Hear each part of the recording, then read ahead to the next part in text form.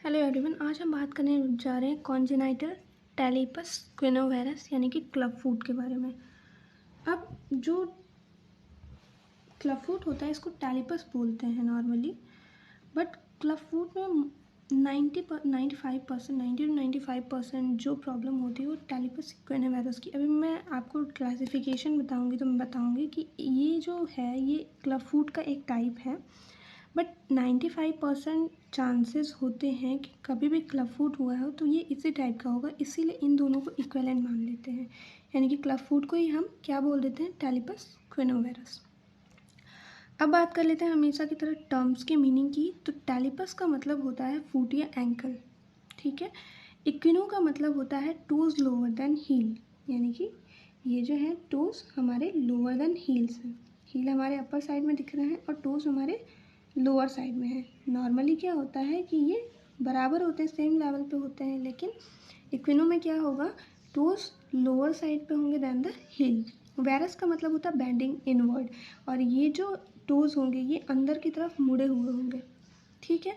तो यानी कि फुट या एंकल जो है वो लोअर है हील के कंपैरिजन में। देख रहे हैं आप, हील अपर साइड पे दिख रही है और ये टोज लोअर साइड पे दिख रहे हैं। और वेरस का मतलब होता है बेंडिंग इनवर्ड, और ये अंदर की तरफ बेंड हुए हुए हैं, ठीक है। अब बात कर लेते हैं इंट्रोडक्शन की। तो कॉन्जेनाइटल टैलिपस स्क्विनोवायरस जो है इसको और किस नाम से जानते हैं, क्लब फुट के नाम से जानते हैं। अब ये डिराइव्ड हुआ है एक लैटिन वर्ड से। टेलस का मतलब हम लोगों ने पहले ही बात कर ली थी, एंकल, और पेस का मतलब होता है फुट, ठीक है। बॉयज जो होते हैं वो कॉमनली ज़्यादा इफेक्टेड होते हैं इन कंपैरिजन टू गर्ल्स, यानी कि ट्वाइस मोर अफेक्टेड होते हैं, 2 times ज़्यादा अफेक्टेड होते हैं इन कंपैरिजन टू गर्ल्स।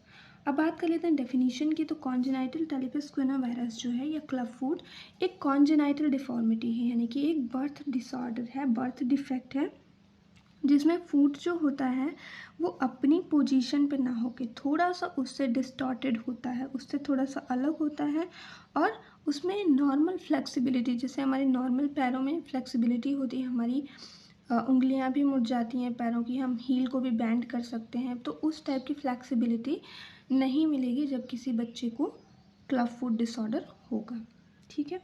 अब क्लासिफिकेशन की बात कर लेते हैं। तो क्लासिफिकेशन जानने से पहले हमें कुछ टर्म्स पढ़ने होंगे, आपको बता देती हूँ मैं। ये सारे लैटिन वर्ड से डराइव्ड हुए टर्म्स हैं, तो आप ये देख लो पहले, ठीक है। टैलिपस का मतलब क्या होता है, फुट या एंकल। वेरस या एरस का मतलब क्या होता है, बेंडिंग इनवर्ड, यानी कि अंदर की तरफ। वेल्गस का मतलब होता है बेंडिंग आउटवर्ड, यानी कि अगर मान लीजिए ये फुट है तो ये इधर की तरफ बैंड होगा थोड़ा सा, ठीक है। इनके टोज या फिर ऐसे कुछ ठीक से बन नहीं रहा है, बट ये अंदर की तरफ बैंड होंगे। वेल्गस का मतलब यही टोज आउटसाइड पे निकले होंगे। इक्विनस का मतलब होता है टोज लोअर देन हील, इसमें दिखाया है टोज लोअर देन हील। और कैलकैनियस का मतलब होता है टोज हायर देन हील, यानी कि इस केस में क्या होगा, हील्स हमारी नीचे रहेंगी और टोज जो होंगे वो ऊपर की तरफ होंगे, ठीक है। कुछ इस तरह से पैर होगा, ओके। अब देख लेते हैं कि क्लासिफिकेशन में कौन कौन से टाइप्स हैं हमारे। तो ये देखो आप, कुल मिला के हम 10 टाइप्स पढ़ने वाले हैं क्लब फुट में। 1 by 1 विद डायग्राम हम देखेंगे ताकि हमें आसानी से चीज़ें समझ में आए। देखो आप, सबसे पहला जो टाइप है हमारा वो क्या है, टैलिपस इक्विनोवायरस। अब हम पहले ही समझ चुके हैं टैलिपस इक्विनोवायरस का क्या मतलब था। टैलिपस का मतलब होता है फुट या एंकल, ठीक है। टैलिपस का मतलब क्या होता है, फुट या एंकल।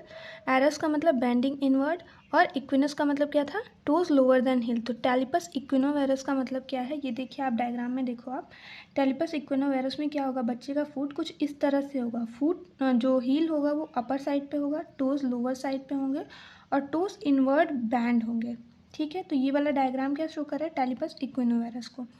अब आप ये देखो टैलिपस इक्विनोवेल्गस, तो सेम है। टैलिपस का मतलब फुट एंड एंकल हो गया, इक्विनो का मतलब क्या है, टोज लोअर देन हील, और वेल्गस का मतलब क्या है, बेंडिंग आउटवर्ड, ठीक है। सब कुछ सेम है, बस टोज क्या होंगे, आउटवर्ड साइड पे बेंड होंगे। आप ये देखो, ये वाला डायग्राम दिख रहा है, यानी कि ये क्या है, टैलिपस, टैलिपस का मतलब क्या था, एंकल या हील, एंकल या हील क्या है, और इक्वेनो का मतलब क्या था कि टोस जो है लोअर साइड पे है in comparison to the heel, heel upper side पे है, टोस लोअर साइड पे है, लेकिन वेल्गस है यानी कि आउटवर्ड बेंडिंग है यहाँ पर। ठीक है, तो ये वाला डायग्राम क्या शो कर रहा है, टैलिपस इक्विनो वेल्गस को।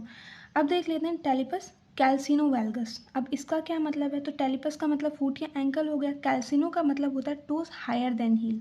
अभी लोअर देन हील हो रहा था, अब कैल्सिनस में आ गया तो क्या होगा, toes higher than heel, toes हमारे होंगे वो हायर साइड पे होंगे, और वेल्गस का मतलब क्या है, बेंडिंग आउटवर्ड, और बैंड होंगे आउटवर्ड डायरेक्शन में। जैसे कि ये देख लेते हैं हम लोग कैल्सिनो वेल्गस, राइट, टैलिपस कैल्किनो वेल्गस। आप यहाँ पे देखो ये वाला टैलिपस कैल्किनो वेल्गस में क्या है, हमारे एंकल या हील है।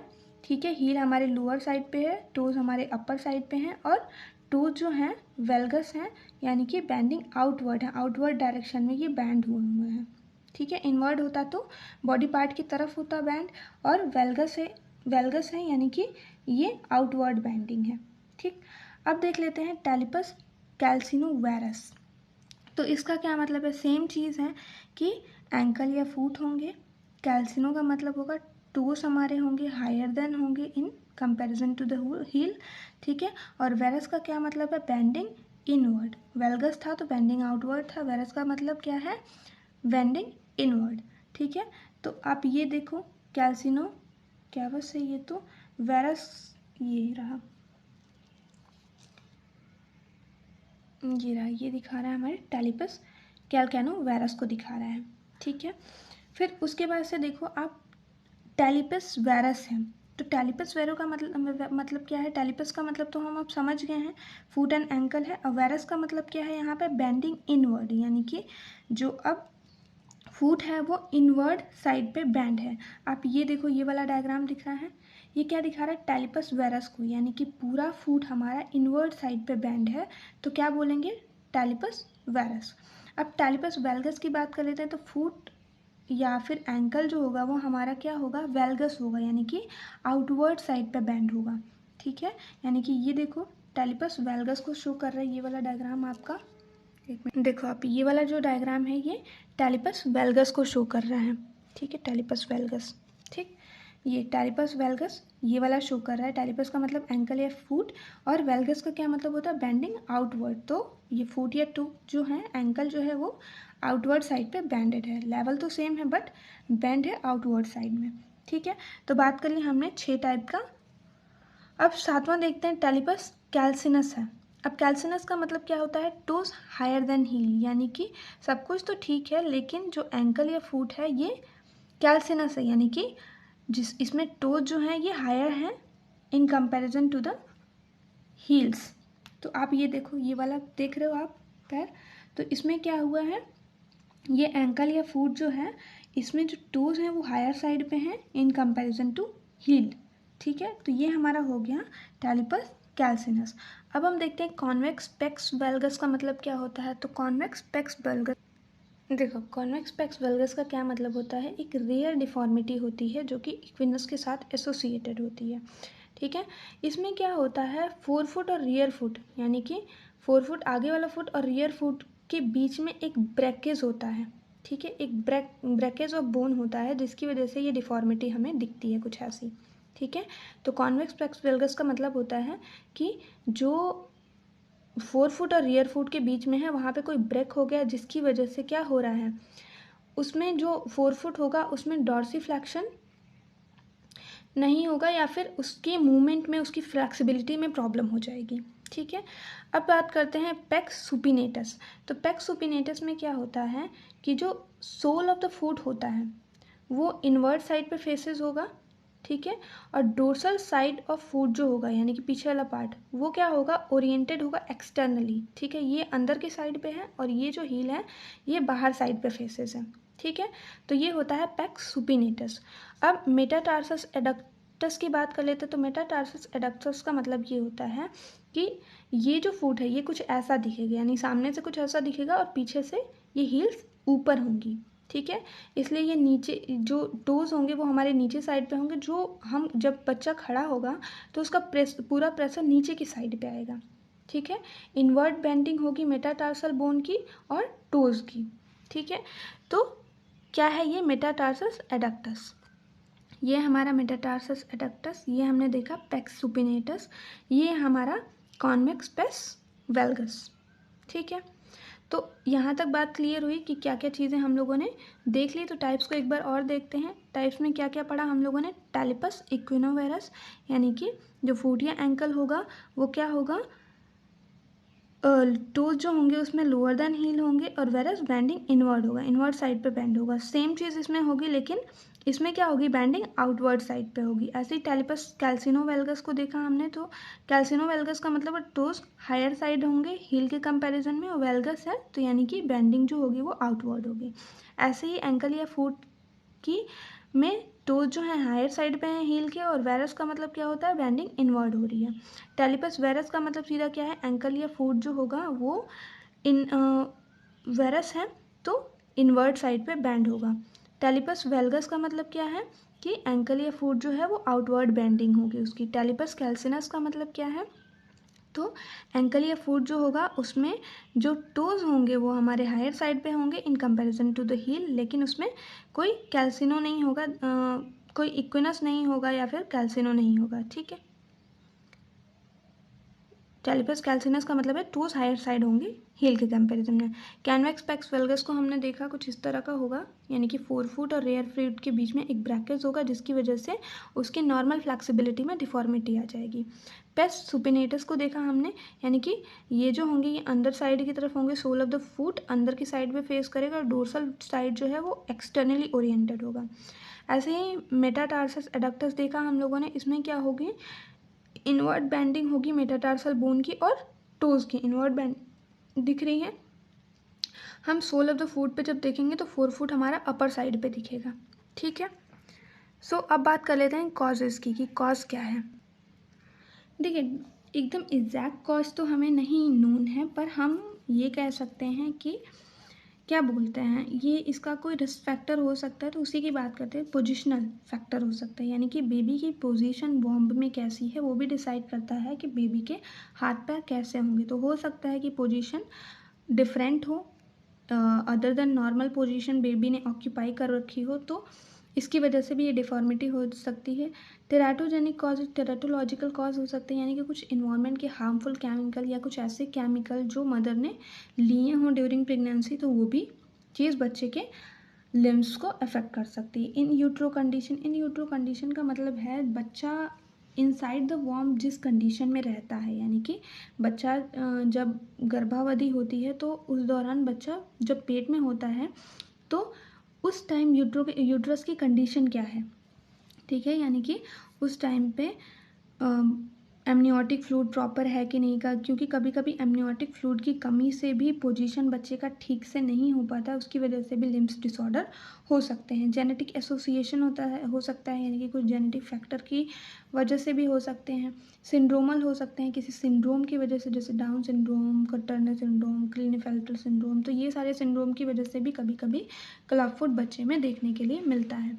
अब क्लिनिकल मैनिफेस्टेशन या साइन एंड सिम्टम्स की बात कर लेते हैं, तो जाहिर सी बात है कि बच्चे के हाथ पैरों के अंदर डिफॉर्मिटी दिखेगी। ठीक है। लेकिन फिर भी देखते हैं। Foot turn inward from normal position, equinovarus की बात कर रहा है ये, दैट मीन्स कि कॉमनेस्ट फॉर्म है ये क्लब फुट का। सोल फुट जो होगी वो हमारे इनवर्ड साइड पे पोजीशन होगी। ठीक है। Sole of the foot faces toward the inner side, यानी कि सोल जो होगा फुट का वो इनर साइड पे फेस करेगा। हील जो होंगे हायर साइड अपीयर होंगे। जब हम कंपेयर करेंगे बॉल ऑफ फुट के से, तो फुट इज स्टिफ होगा, जकड़न सी दिखेगी उसमें। Joint can not be move normally, यानी कि फ्लेक्सिबिलिटी जो होगी फुट की वो नॉर्मल नहीं होगी। जो काफ मसल्स होती हैं may be smaller than normal, यानी कि नॉर्मल के कंपैरिजन में काफ मसल्स जो होंगी वो स्मॉलर होंगी। एक या दोनों ही फुट होंगे हमारे अफेक्टेड होंगे। ठीक है। डायग्नोस्टिक इवैल्यूएशन की बात कर लेते हैं, तो हिस्ट्री टेकिंग, फिजिकल एग्जामिनेशन से हमें मोस्टली चीज़ें क्लियर हो जाएंगी, और नहीं होती रेडियोग्राफिक इमेजिन हम करवा सकते हैं। ठीक है। अब मैनेजमेंट की बात कर लेते हैं, तो थोड़ा सा ध्यान देने वाली बात है। अब देखो, नॉन सर्जिकल मैनेजमेंट हम क्लब फूड का कैसे करते हैं। इसमें एक मेथड हम यूज़ करते हैं, उसमें क्या होता है, उसको पानसेटी मेथड बोलते हैं। ठीक है, जो नॉन सर्जिकल मैनेजमेंट होता है उसको पानसेटी मेथड बोलते हैं। इसमें क्या होता है, मैनिपुलेशन एंड कास्टिंग। इसका फर्स्ट